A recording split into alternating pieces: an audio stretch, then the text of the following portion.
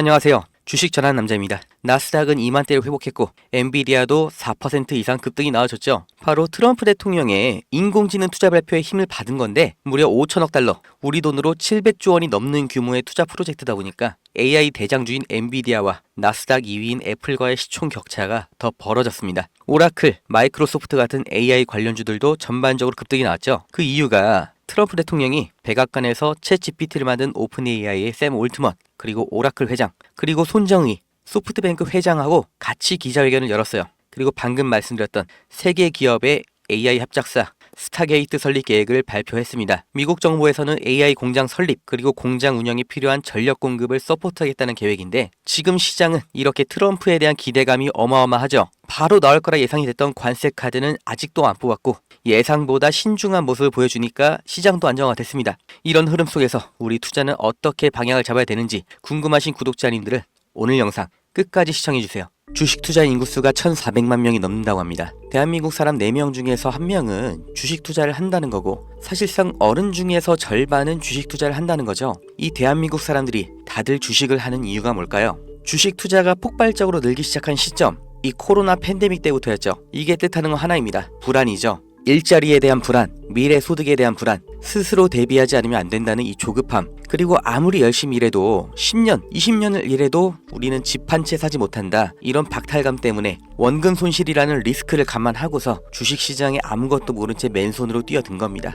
다들 노력은 했다고 생각하죠. 종목 분석 보고 차트 공부도 해보고 잘 몰라도 억지로 재무제표 찾아보면서 한 글자라도 더 눈에 넣고 머리에 담고 다들 이렇게 열심히 주식 투자하는데 막상 주변을 보면 주식 투자에 성공했다는 사람 보신 적이 있으신가요? 아마 지인 중에 서울대 갔다는 사람, 사법고시 합격했다는 사람, 이런 사람보다도 더 희귀한 게 주식 투자에 성공한 사람일 겁니다. 그런데 이상하다고 생각한 적 없으세요? 왜 투자인데 공부를 하고 들어갔는데 성공할 확률은 실제 투자나 자영업이 아니라 복권 당첨에 더 가까울까요?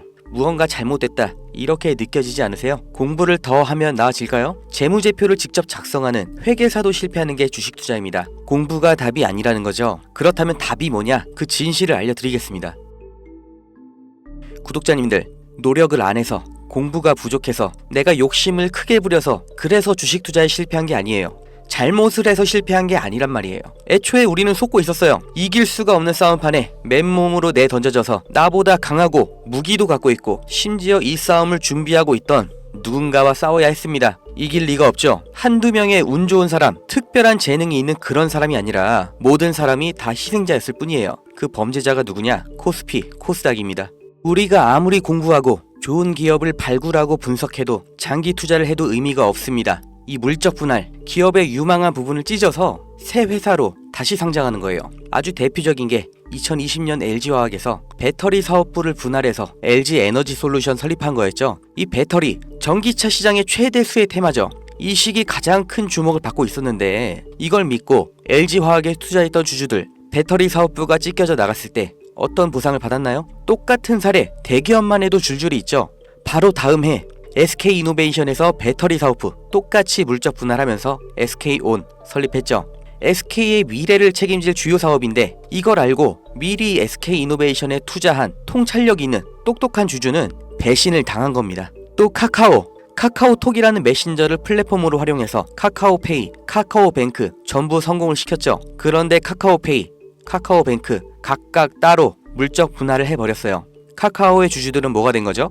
내가 갖고 있는 주식에서 가장 중요한 부분이 그냥 찢겨져 나간 거예요. 손해는 개미가 봤죠. 오너는 손해를 봤나요? 전혀 아니죠. 10,000원짜리 한 장이었던 게 1,000원짜리 10장이 됐을 뿐이에요. 오히려 나눠먹기, 돌려쓰기 더 편해진 거죠. 일반 주주들, 개미들만 일방적으로 당하는 겁니다. 어떻게 이렇게 뻔뻔하게 할 수가 있어요? 미국에서 이런 짓 하면 박살납니다. 미국 세법에 섹션 355라는 게 있습니다. 물적 분할의 조건을 다른 거예요. 여기 써있죠. 디스트리뷰션, 분할, 스탁, 주식과 증권을 나눌 때, 분할을 할 때 어떻게 해야 되냐? 실질적인 사업 목적이 따로 있어야 되고 최소 5년 이상 독립적으로 운영을 하고 있었어야 되고 자회사 80% 이상의 통제권을 갖고 있어야 되고 분할된 주식도 기존 주주들에게 공정하게 분배를 해야 된다. 이런 여러 가지 조건을 다 만족해야 돼요. 이걸 무시하고 그냥 물적 분할을 하면 바로 엄청난 세금 폭탄이 날아옵니다. 사실상 벌금을 내라는 거예요. 그러니까 미국의 기업들은 물적 분할할 때 아주 철저하게 기준에 맞춰서 하죠. 미국의 대표적인 기업 이 지위도 이렇게 테마별로 구분 지어서 분할하니까 시장에서도 전략적 유연성, 자원 배분의 효율화 이렇게 인식을 해서 주가도 같이 오르는 거예요. 이렇게 모든 주주들에게 이익이 되는 물적 분할을 하라는 겁니다. 회사의 미래 가치를 믿고 투자한 사람들을 배신하지 말라고 이렇게 하는 거예요. 이뿐만이 아니죠. 금투세, 이 말도 안 되는 세금 폐지하나 싶었는데 말장난이었고 그냥 유예였죠. 이 금투세의 최대 피해자 누구예요? 중산층, 개미입니다. 세금 부담 때문에 안정적인 장기 투자를 못하고 리스크 있는 단기 투자, 고위험 투자로 내몰리는 거예요. 심리적 압박 더 받겠죠. 일관된 투자 어렵죠. 그 돈 누가 가져갈까요? 하루 종일 차트 보면서 대응하는 트레이더, 기관 얘네들한테 다 갖다 바치라고 하는 겁니다. 또 있죠. 분식회계는 어때요? 개미들이 아무리 기업 분석하고 재무제표 찾아보고 PER, ROE 따지면 뭐해요? 이게 진실인지 아닌지 아무도 보장을 못해주죠. 분식 회계를 저질러도 그 처벌이 너무나 낮기 때문에 아예 세계에서 한국 주식을 저평가하는 겁니다. 다들 들어보셨죠? 코리아 디스카운트. 이게 얼마나 부끄러운 말이에요. 한국 거는 그냥